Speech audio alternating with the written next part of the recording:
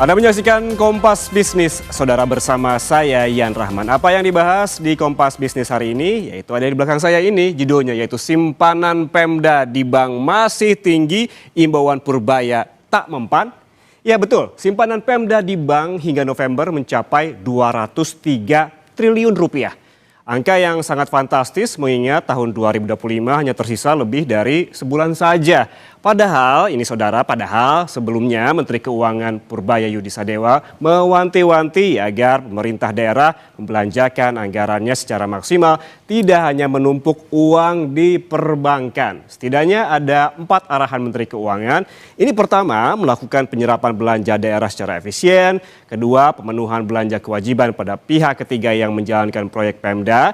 Ketiga, manfaatkan dana simpanan Pemda di perbankan. Terakhir, melakukan monitoring secara berkala. Namun dengan adanya dana yang tersimpan di perbankan, apakah artinya instruksi ini tidak mempan? Kenapa kurang ampuh? Kita lihat ke data.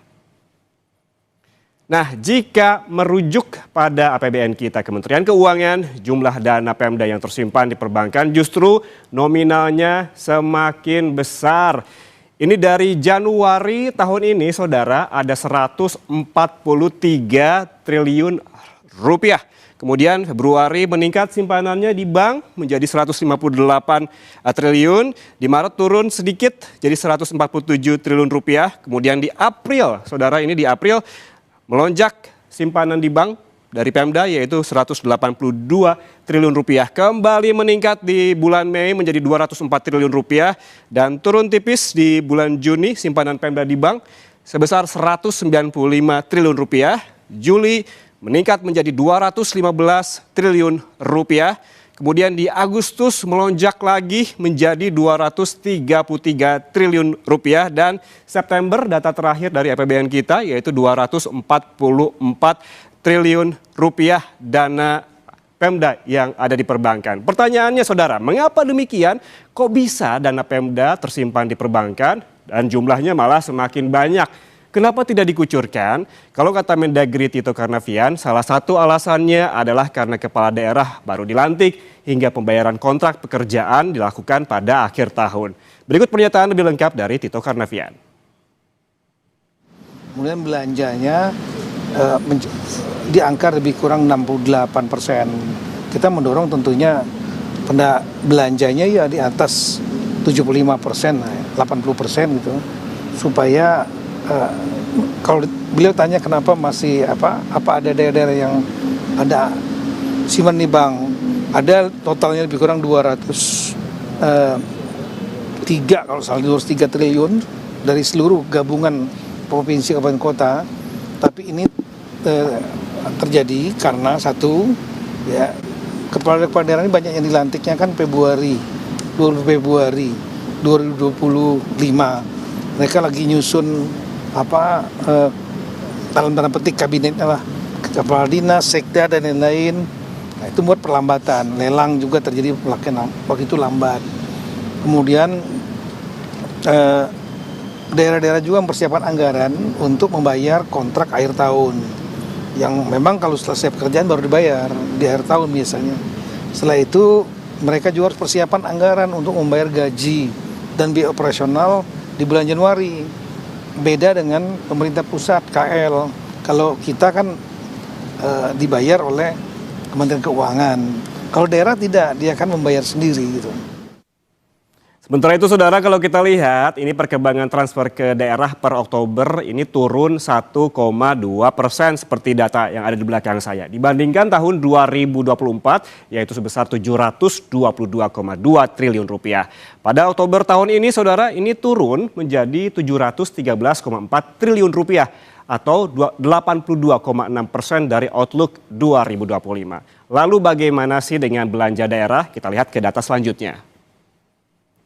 Nah, ini dia, saudara, belanja daerah juga tercatat lesu hingga Oktober 2025. Belanja daerah dalam APBD ini turun 13,5% atau turun 126,1 triliun rupiah. Belanja daerah yang lesu ini, kata Kementerian Keuangan, ini dipicu oleh penurunan komponen belanja mulai dari belanja barang atau jasa, belanja modal hingga belanja lainnya. Sedangkan belanja pegawai ini masih turun tipis. Bagaimana dengan total belanja negara? Kita lihat ke data berikutnya.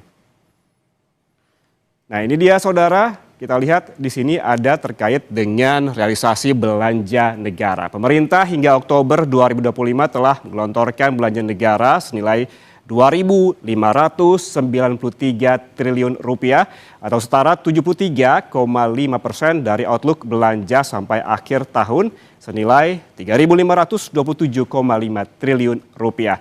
Total belanja negara yang sudah keluar selama 10 bulan ini terdiri dari belanja pusat, ini ada 1.879,6 triliun rupiah atau sebesar 70,6%, sementara belanja daerah ini sebesar 713,4 triliun rupiah atau 82,6%. Saudara, lalu pertanyaannya, mengapa belanja negara termasuk belanja daerah ini masih lesu, sementara terkait dana Pemda yang tersimpan di bank sebesar 203 triliun, apakah jadi tanda arahan Menteri Keuangan tidak diindahkan? Susah jeda, Kompas Bisnis akan membahasnya untuk Anda. Tetaplah bersama kami.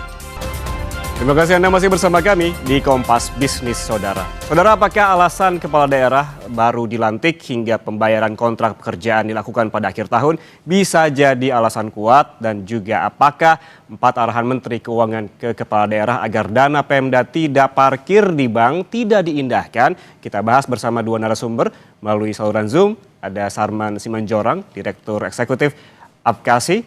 Pak Sarman, selamat pagi. Selamat pagi Mas Ian, salam sehat dan semangat selalu. Salam sehat dan juga semangat. Dan kita juga ada narasumber Rahma Gafni, Guru Besar Universitas Airlangga. Prof. Gafni, selamat pagi. Pagi Mas Ian, sehat selalu juga. Sehat semua pagi ini. Saya langsung ke Prof. Gafni. Ini dengan adanya dana 203 triliun yang mengendap di bank yang kita bahas tadi, apakah artinya Purbaya Effect ini belum cukup galak untuk menggerakkan dana daerah? Sebenarnya gini Mas Ian, saya perlu menjelaskan gitu ya.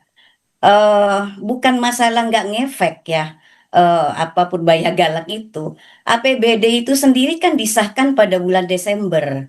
Bulan Februari itu terdapat perubahan Perbup APBD. Nah, untuk melakukan perubahan terbatas atas APBD misalnya antisipasi mengenai kebijakan pusat dan lain-lain. Nah, perubahan APBD itu biasanya disahkan pada bulan September Oktober.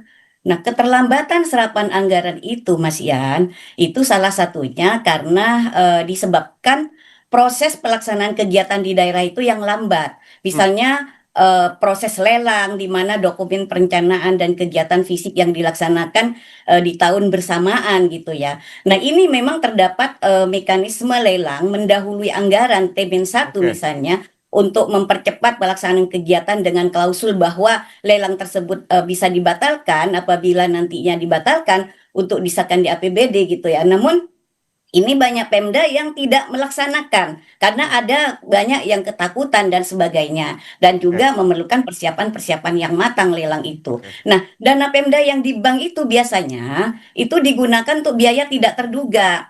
Jadi untuk antisipasi misalnya terjadi bencana, dan juga digunakan untuk kegiatan-kegiatan yang mengalami keterlambatan pelaksanaan di tahun sebelumnya, dan juga antisipasi jika ada keterlambatan penyaluran dari pusat, dana dari pusat. Nah, biasanya Mas, perbedaan siklus APBD dan APBN itu memang sangat sangat jelas gitu. Kalau APBN itu fleksibel, kalau APBD itu kan rigid gitu Mas. Nah, APBD itu memiliki jadwal penyusunan dan pengesahan yang lebih lambat dibandingkan dengan APBN. Dana transfer dari pusat, baik itu DAU, DBH, DAK, itu sering baru cair di triwulan 3 atau 4, sehingga daerah ini tidak bisa langsung membelanjakannya Mas Yan. Nah, setelah APBD perubahan itu disahkan, biasanya itu di kuartal 3 dan kuartal 4. Nah, dana yang belum terserap itu otomatis sisa lebih pembiayaan anggaran itu namanya silpa, itu tidak mungkin kan ditaruh di kas daerah di kantornya, pasti kan ditaruh di bank untuk menghindari suatu kejahatan-kejahatan yang akan terjadi. Nah, kedua, ketentuan hukum itu sangat rigid Mas. Peraturan Mendagri ya, Permendagri itu mewajibkan perda perubahan APBD sebelum dana digunakan.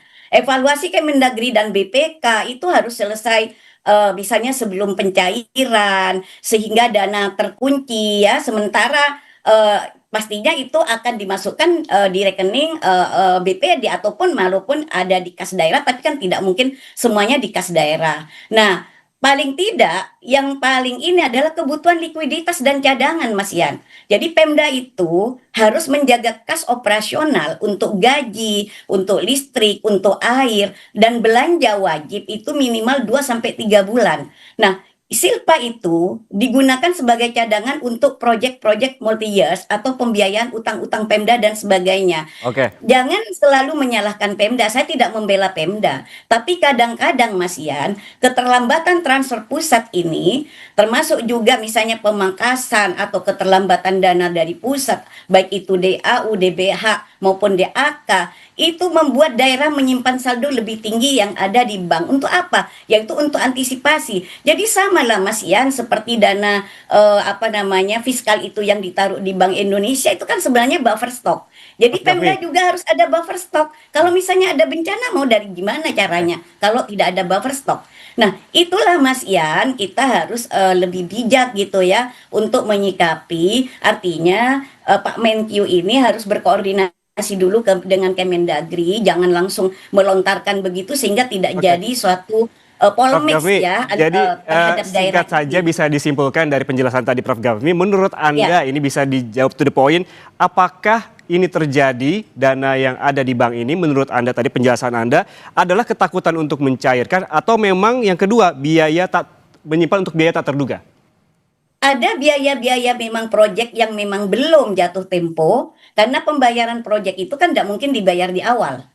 Ketika selesai pekerjaan 100%, baru proyek itu dibayar. Karena itu kan sangat berisiko gitu ya. Dan risikonya itu taruhannya adalah macam-macam Mas Yan. Bisa masuk penjara itu kalau nggak Hmm, hati-hati gitu kan.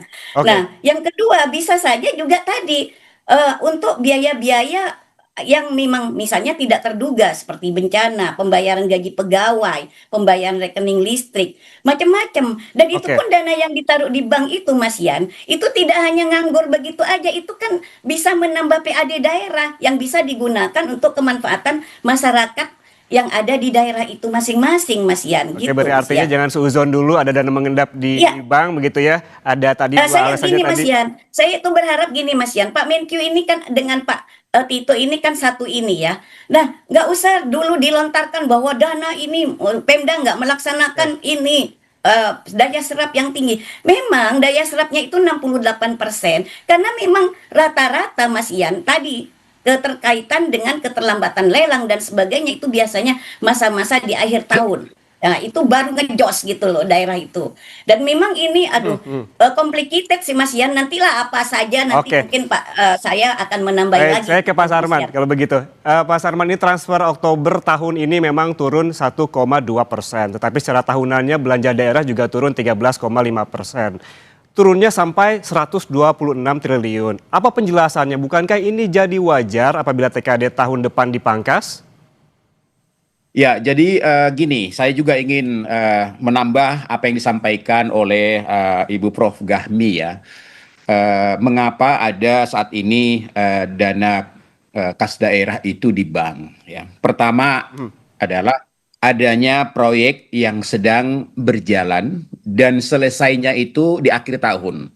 Otomatis itu kan harus dibayar di akhir tahun. Sebelum dibayar, ya itu kan harus mengendap di bank. Itu pertama. Yang kedua, tadi Ibu Prof bilang adanya anggaran perubahan. Anggaran perubahan itu disahkan sekitar awal Oktober, ya kan? Nah, awal Oktober berarti itu akan berproses. Nah, semua akan dicairkan di akhir tahun. Nah, kedua, yang ketiga, honor P3K. Honor P3K ini itu akan mulai dibayarkan mulai Oktober sampai Januari, menunggu verifikasi daripada BKN. Jadi mereka sekarang sudah bekerja tapi belum dicairkan gajinya karena masih nunggu verifikasi dari BKN. Artinya dana itu harus ada di bank, Pak Yan. Oke. Ya kan? Nah, kemudian juga tadi misalnya ada proses lelang lah, ada sistem e-katalog. Jadi tidak ada sebenarnya bahwa kesengajaan Pemda itu untuk menyimpan di bank, tidak ada itu. ya kan? Kehati-hatian, kemudian juga bagaimana pengelolaannya dengan baik, bagaimana juga proses pembayarannya semua juga dengan baik sehingga tidak terjadi masalah hukum. Nah, ini yang harus dijaga betul, ya, karena bagaimanapun Mas apalagi Arman. saat ini kita lihat kan hampir 50% kepala Hmm. daerah kita ini baru gitu kan, Mas Arman, kalau baru. demikian kan ini waktunya semakin mepet di akhir tahun 2025. Hanya sebulanan lagi begitu. Tadi juga data Ya. yang 203 triliun itu per November yang dipaparkan oleh Pak Tito. Itu seperti apa? Apakah apabila memang ini tetap ada di bank, apa risikonya? Saya yakin ya ketika nanti proyek sudah jadi sebelum tanggal 20 Desember saya rasa semua nanti sudah dicairkan, itu sudah dibayarkan. Tapi Mas Ian, ya ini catatan juga kalau kita bandingkan ya, kita bandingkan dengan anggaran pemerintah pusat ya, pemerintah pusat sampai dengan bulan Oktober 2025 yang terserap itu baru 70,6% loh. Itu pemerintah pusat. Artinya bahwa dalam 2 bulan ke depan masih ada 30% yang belum terserap. Dibandingkan dengan pemerintah daerah masih jauh. Ya. Kita lihat dalam hal ini. Nah, sehingga maksud saya gini loh. Jadi yang namanya belanja pemerintah ini, bahwa pemerintah pusat, pemerintah daerah kan merupakan stimulus untuk menggerakkan ekonomi kita, untuk menggerakkan sektor-sektor swasta. Jadi ketika misalnya pemerintah daerah juga tanda kutip ya agak disorot, ya pemerintah pusat juga seharusnya juga dilihat juga bahwa penyaluran anggaran pemerintah pusat juga masih sampai Oktober itu masih 70,6%. Ya. Artinya masih banyak yang belum diserap dalam hal ini. Nah, ini menjadi evaluasi dan catatan, dan memang saya setuju dengan Ibu Prof tadi bahwa agar pemerintah pusat melihat dulu komunikasi dengan para kepala daerah sebenarnya faktor-faktor apa gitu loh. Jadi jangan sampai ada kesan bahwa kepala daerah sengaja misalnya menyimpan itu di bank, itu saya rasa tidak ada. Mas Itu Arman. nanti akan diberikan tepat waktunya Oke. sesuai dengan proyek yang sudah berjalan gitu. Mas Arman kan pada akhirnya kita mengacu pada pernyataan dari Menteri Keuangan sebelumnya yang mengeluarkan instruksi, ada 4 instruksi. Salah satunya yaitu memanfaatkan dana simpanan Pemda di perbankan untuk belanja program daerah. Ini artinya berarti kan memang harus secepatnya juga dikeluarkan atau seperti apa penjelasannya? Betul, betul. Memang itu betul. Makanya saya katakan tadi kan ada yang proyek ini ada yang proyek yang sedang berjalan selesai akhir tahun, ya.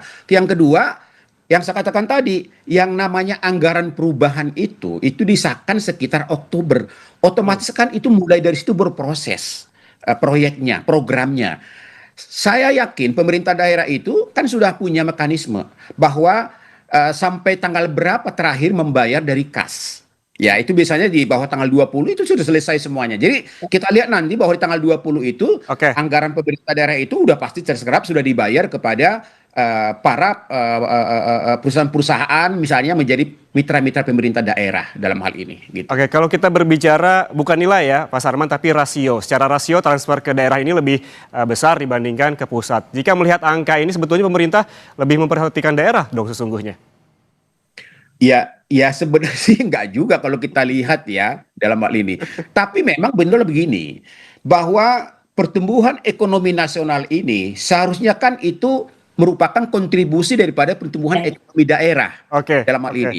Ya, sehingga memang semakin banyak anggaran yang berputar di daerah, itu akan menggerakkan ekonomi di daerah, tentu itu akan memberikan kontribusi terhadap pertumbuhan ekonomi nasional Oke, dalam hal baik. ini. Ya, Baik. sehingga memang ketika ada penurunan anggaran transfer ke daerah, ya boleh dikatakan nantinya tahun depan ekonomi di daerah itu ya sedikit akan semakin Oke, tertekan. baik. Gitu. Prof Gafni sepertinya geleng-geleng nih, ada yang bisa diungkapkan.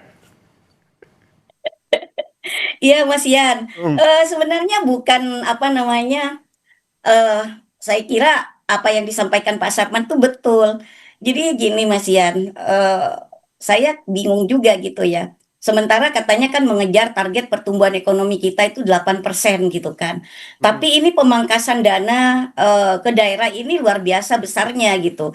Padahal semacam kayak proyek-proyek padat karya itu kan ada di daerah, Mas, Oke. gitu loh. Jadi itu yang bisa mendongkrak bagaimana daya beli masyarakat ini juga tinggi. Nah, kalau daya beli masyarakat itu rendah, gimana kita mau menggerakkan productivity? Ya nggak mungkin, Mas. Mau ngejar seperti apapun, 6% pun saya kira nggak akan nyampe. Di tahun 2006 ini bahkan masih di bawah 5% menurut saya gitu Oke. ya. Itu. Prof. Gafmi, tadi saya bicara soal rasio begitu, transfer ke Ya. daerah per Oktober yaitu 82%, sedangkan pusat 70%-an. Apakah ini bisa mengonfirmasi efisiensi benar-benar terjadi di pemerintah pusat begitu? Tapi tahan dulu jawabannya, Prof. Gafmi. Sesaat lagi kita kembali hanya di Kompas Bisnis untuk Anda.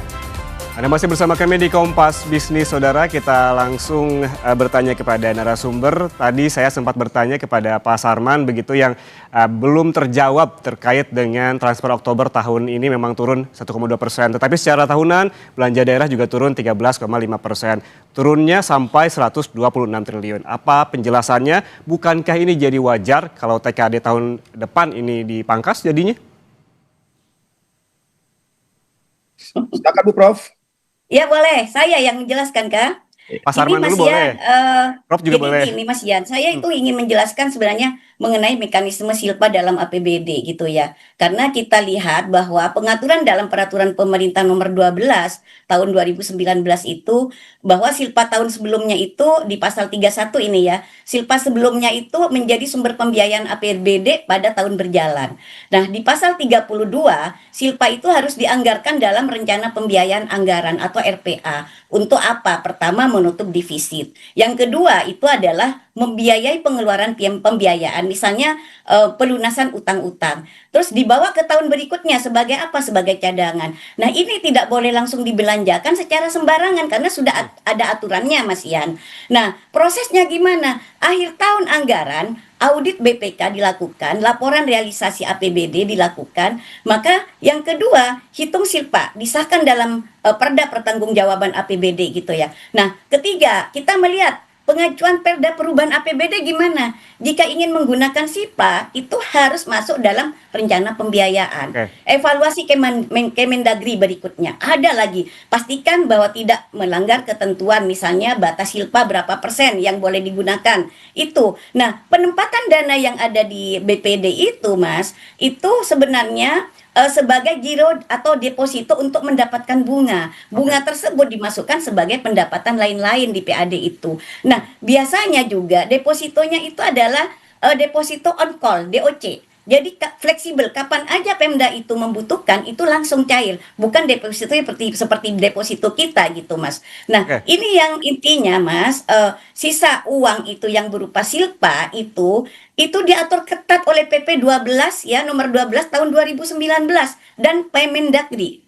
Permendagri itu juga harus melalui proses Perda Perubahan APBD dan evaluasi sebelum bisa dibelanjakan kembali. Semua itu ada. Penyebab pengendapannya apa di bank itu? Karena ketidaksinkronan waktu transfer pusat, aturan penganggaran yang rigid, dan juga kebutuhan menjaga likuiditas operasional yang ada di Pemda. Nah, ini Mas, kita gimana caranya percepat realisasi belanja itu, bagaimana kita mengurangi silpa, maka dibutuhkan juga nih saya ngasih masukan kepada Pemda, misalnya perencanaan yang lebih matang. Apa perencanaan yang lebih matang? Sinkronisasi APBD dengan APBN, pastikan jadwal pengajuannya, dan bagaimana pengesahan APBD lebih awal, misalnya di kuartal 1, agar dana transfer pusat juga yang berupa DAU, BH, DH, dan juga DAK itu bisa cair sejak awal. Nah, ini Mas yang menjadi suatu kendala. Yang kedua apa? Prioritaskan proyek-proyek strategis, misalnya fokus pada proyek yang sudah masuk daftar proyek prioritas barang dan jasa, yang sudah siap kontrak, misalnya percepatan proses pengadaan barang dan jasa. BPJ itu dengan e-katalog dan sistem Oke. pengadaan secara elektronik, memangkas waktu lelang hingga 30% itu harus dilakuin.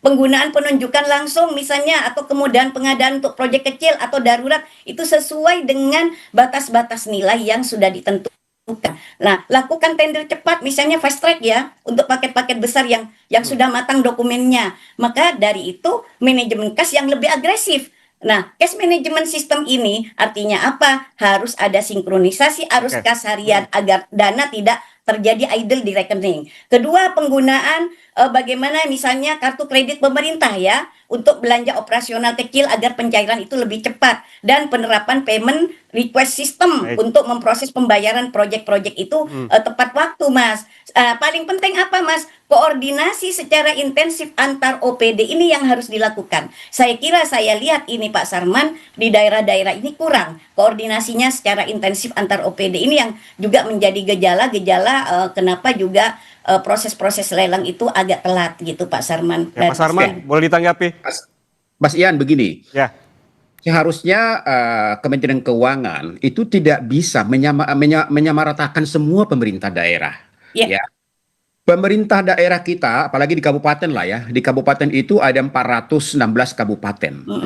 Secara keseluruhan, bahwa pemerintah daerah yang fiskalnya kuat itu hanya 5%.